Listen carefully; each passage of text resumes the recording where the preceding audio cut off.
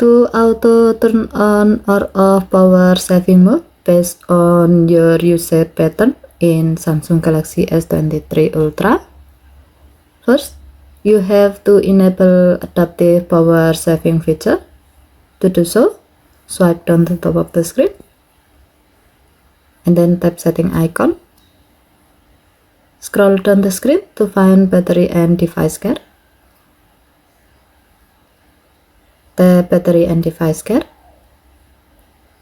and then tap battery, tap power saving. Next, tap more icon or three vertical dot icon at the top right and then select adaptive power saving. To enable adaptive power saving, tap the on off switch until the switch turns blue.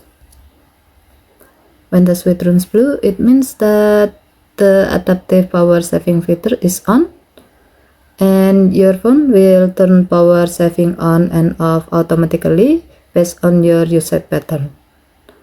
As the example, if you use your phone more or you are accessing power intensive apps such as game or streaming services, you might notice that your phone will activate power saving mode more often to help you save your battery life. However, you have to remember that you cannot use adaptive power saving feature when you are using power saving with limit apps and home screen option turned on. Okay, thank you for watching. Have a nice day.